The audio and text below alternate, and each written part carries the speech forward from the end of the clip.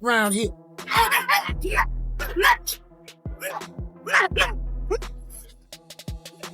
You have to lose already. Shakur Stevenson is turning heads in the gym as he prepares for his big fight against Teofimo Lopez.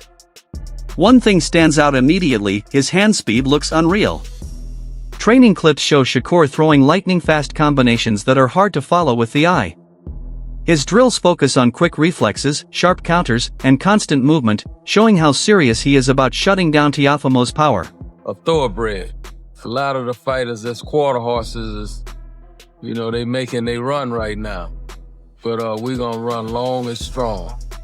And it's just a matter of time.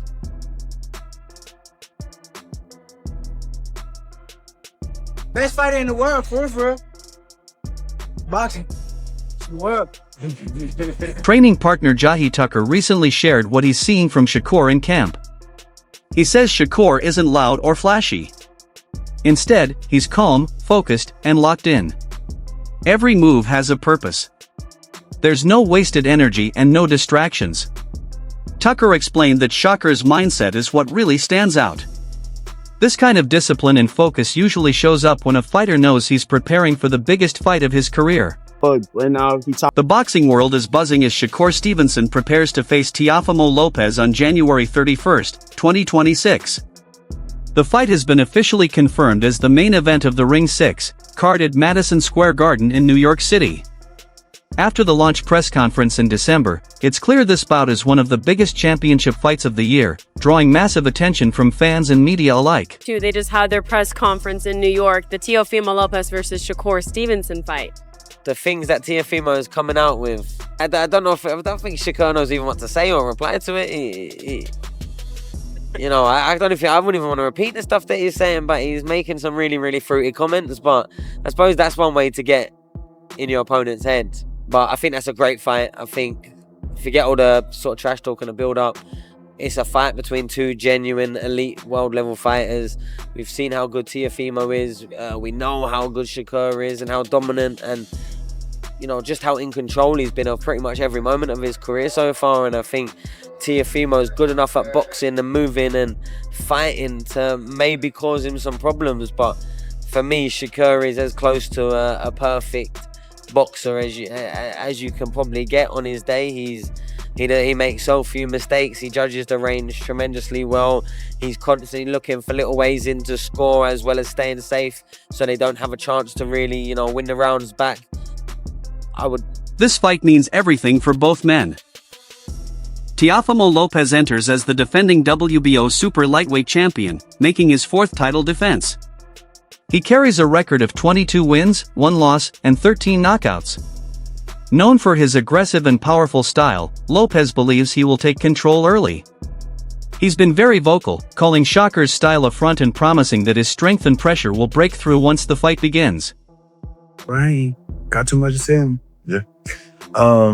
We're heading into the biggest fight of your career, right? Like name-wise, accolade-wise, like this is the one, right? I feel like you've been clamoring for a fight for so long, like a fight where everybody's like, I get to show my level. Do you think this is that fight? Like, yeah, you're gonna have to show the level in this? Yes. I think Teo the truth, bro. I think that me and him came up together. He been the truth. He been winning tournaments with me, alongside of me. So I know what I'm dealing with, bro. I know what type of fighter this is. I know I gotta up my level that night because of who I'm in front of. Yeah, for sure. I mean, how do you see it, right? Because I hear people saying different things, right? Like media pundits and fans. I brought this up to your grandfather on live the other day. Some people say Teo's more athletic than you. Do you agree with that? I don't know. It's hard to say who's more athletic. How you gonna say, okay, let's say they say he more athletic than me. If he more athletic than me. Shakur Stevenson and Teofimo Lopez go way back. They first met in the amateur ranks at the Junior Golden Gloves in 2011 to 2012 and later at the 2015 National Golden Gloves. Back then, there was mutual respect. They even supported each other after losses. But Lopez makes it clear, the pro level is different. There's no friendship when titles are on the line. Their amateur sparring was brief and cautious, meant only to feel each other out, not full battles like what's coming now. You mean at 140 pounds At 140 compared to 135? Yes, in comparison. Yeah. Are you training for a knockout? Are you training to do something to not just beat Shakur, but to beat him in grand fashion? When I say grand fashion, I mean going for the knockout. Well, I think that the whole thing is the Bible of boxing really is that if you look for the knockout, you won't get it. You know, I think really it's just all about setting the good pace early in the beginning rounds and then going from there, setting that tone. I think that I don't see him going those 12 rounds. This is his first time moving up to 140. A lot of these guys can say a lot of things about me not knocking them out or whatnot, but they don't come and try to fight me after they feel this power. So it's for a reason. It carries. It does carry. I mean, I had a good showing with Arnold Barboza. He was number one, my mandatory, and he didn't. He was too hesitant, trying to commit to punches.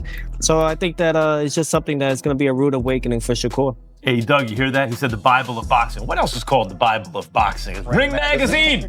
And he's a two-division Ring Magazine champ. Great ambassador for those championship belts as well. Yep, absolutely. I'm very big on those things. You know, I claimed 2 weight divisions, 2 Ring Magazine belts just at 25, you know, and I'm 28 now. I've been defending my belts now. I feel great, you know, and then most importantly, you know, this will be my 4th title defense with the Ring and the WBO junior lightweight, junior. You understand that, but it's the feet. The feet is what gets you in position to be able to land those shots. You know, footwork is extremely important. When I look at both these guys and I look at Shakur's footwork, I look at Teo's footwork, and what I noticed about Teo's footwork in particular is that in order to be able to throw the amount of power that he has, you know, I've noticed with Teo, there's always a subtle pause before he actually explodes.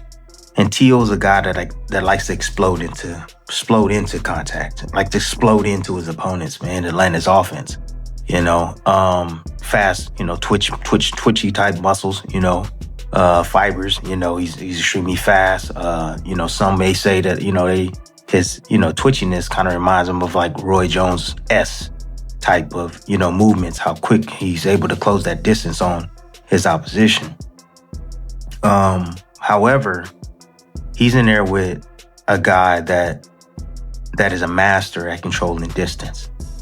That's like he's a master at literally, you know, getting in his position, right? In the position where he wants to be and taking away your positioning.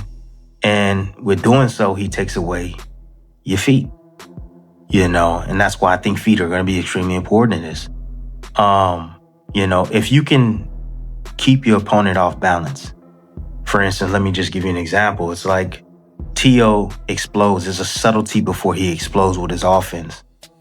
And as soon as Shakur sees that, he's anticipating something to come. He knows he's going to explode in. So what does Shakur do?